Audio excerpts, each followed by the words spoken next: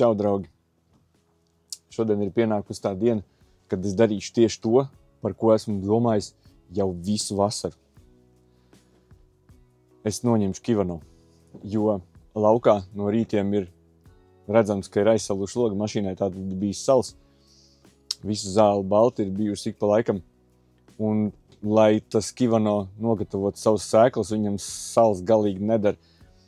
Es baigi ceru, ka viņš nogatavosies man stāvot mājās uz galda. Viņam kaut kāds 20-24 grādus vajadzētu, lai viņš tur spētu nogatavoties, jo viņi jau pamatā ir lieli un jau sāk veidot tādas brūnas plankumiņas, tā kā es domāju, viņas var jau ņemt nost.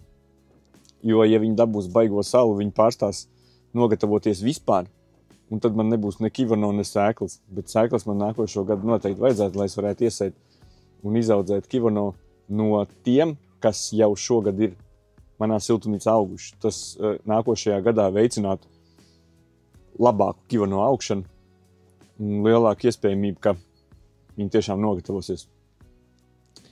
Tāpēc iešu tagad nogriezīšu kivano un parādīšu, kādi viņi izskatās. Tātad man šogad ir ienākušies 3 kivano, diezgan lieli. Variet redzēt, kādi izskatās skaisti. Nolikšu maliņā 2. Lūk. Un es ļoti ceru, ka viņi man mājās nogatavosies vismaz 1 vai 2. Jo vienu es noteikti šodien pārgriezīšu uz pusēm. Paskatīšos, kāds viņš iekšā, pagaršošu. Esmu ļoti priecīgs. Viņi ļoti lieli, šausmīgi asi. Nenormāli durās pirkstos un rokās. Pat šīs mazās lapiņas ir šausmīgi asas. Pilnīgi gribās pēc tam nomazgāt rokas. Beidzot esmu atvilcies mājās. Un gribu pārgriezt to kivano uz pusēm un paskatīties, kāds izskatās iekšā. Nu, tad aiziet.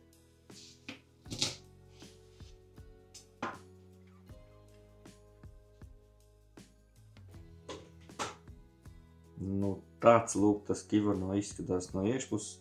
Tā kā gurķis ar gurķa sēklām līdzīgi. Tādas mazas gurķa sēkliņas arī ir. Pārgriezīšu arī garniski.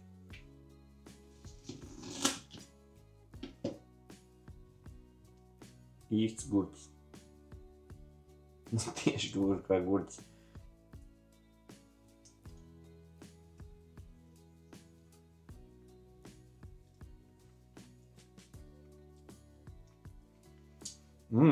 Dīvains kābena garš, bet tāds arī tīk patīkams.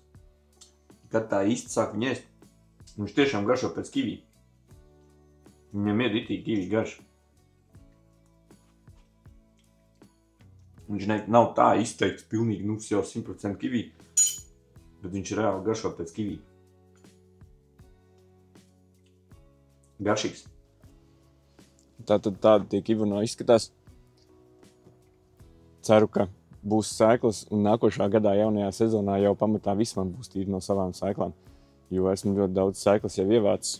Būs arī noteikti vēlāk kāds video par to, kādas sēklas esmu savācis. Man šobrīd vēl siltumnīcā ne, bet namiņā ir iekarināts žūs redīs sēklas.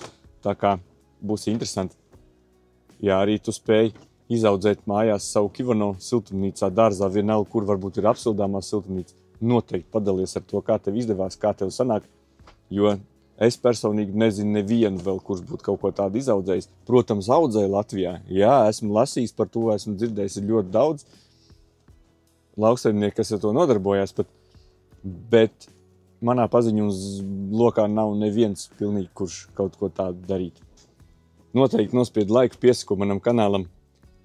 Tiekamies!